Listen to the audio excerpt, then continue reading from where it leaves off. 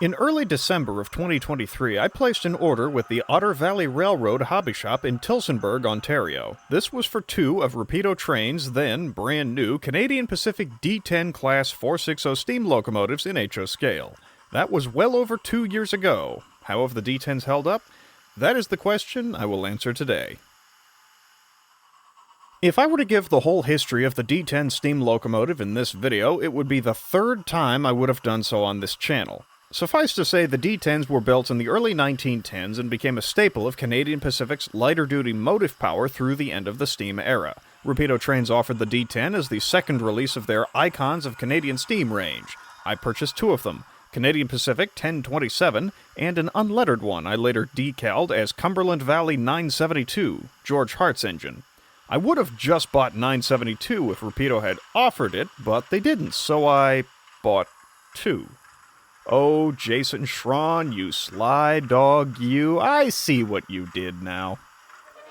The unlettered one appeared in a music video and in Tea and Moonshine before it received its decals. Rapido offered many variants covering the bulk of the engine's appearances through the years. The D10s are beautiful models, with all the detail one could reasonably ask for and some great features, such as working changeable marker lights and firebox flicker. The sounds are also excellent, though I believe they are just a modification of an ESU sound set for the DNRG WK27 narrow gauge Mikado. Still, it feels about right. The whistle is a recording of the Canadian Pacific 5-chime whistle off of G3C Class Pacific Type number 2317 at Steamtown National Historic Site, so, at worst, it's close.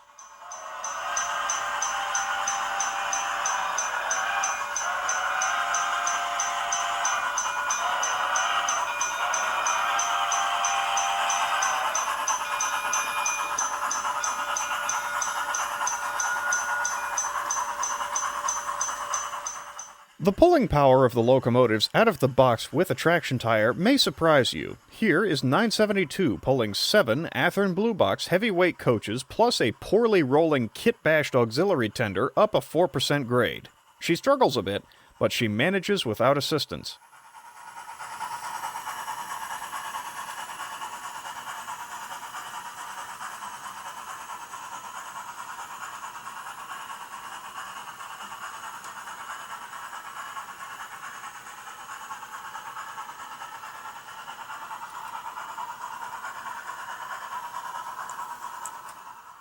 I think it is safe to say that over the past couple of years I've put both locomotives through the ringer. Both 972 and 1027 have seen fairly heavy work for videos and my own enjoyment.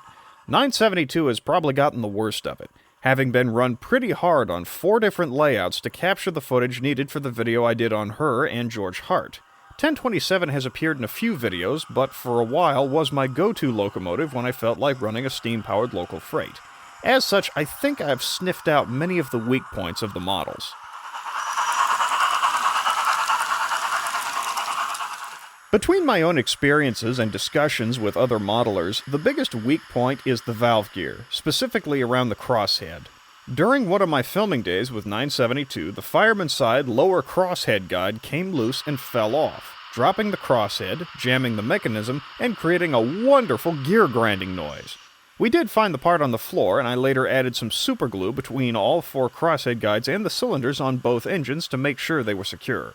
I have also heard reports of the combination lever coming loose from the crosshead. There is another weak point in the running gear, the pilot wheels. The flanges, or the little lips of metal that hold the wheels on the track, seem to be close to prototype size but are undersized by HO scale standards. The pilot truck, or pony truck depending on your terminology, seems to derail fairly easily.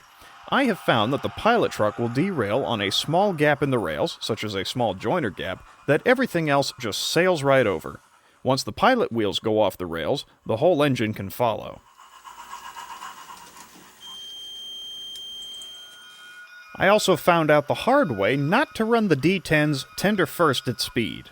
On an early freight run with 1027, I attempted to run backwards to the main yard through a helix, only for her to derail and fall out of the helix, being caught 1 foot lower by bench work, which saved her from an 8-foot fall. Beyond that, I have found that while the models are pretty robust, quite a few detail parts are subject to coming off easily. Some examples I've dealt with include the tender re-railing frog, the tender footboards, and the whistle. All that being said, there is something about these models that helps bring about that sense of being around a steam locomotive. With the sound on, the ambiance gets to be just about right. The models have a presence, and if you learn how to use the heavy load and drift functions, that presence becomes even more apparent.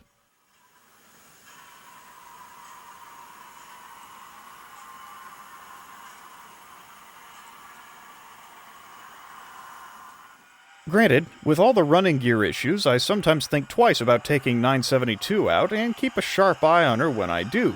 I'm the same way with my model of 2816, though. That level of attention to the model can make a run feel more alive, more like a journey than just watching a model go. But it's also a tad stressful. I don't get the same thing when running 1027, but she's still a lot of fun to take out on the road. When all is said and done, would I recommend these models to someone else? Yes, but with a caveat. These models can be a tad more delicate and require a little more attention. I would not call these models casual, throw it on the layout Tuesday night and run the dickens out of it locomotives. They will need a little bit of babying.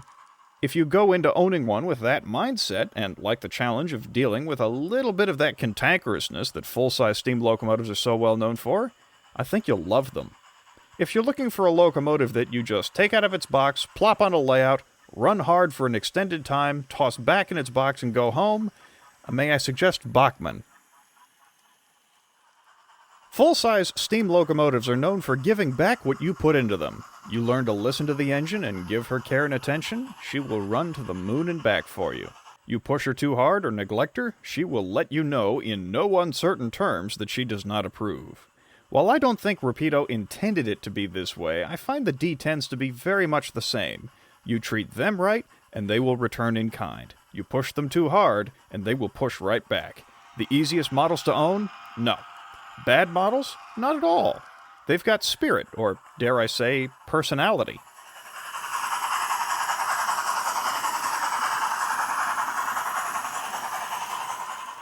Now, if you're newer to the hobby, but you're still willing to learn, don't let this video scare you away from these engines. As a friend of mine once said, it's that fun of learning that makes it awesome.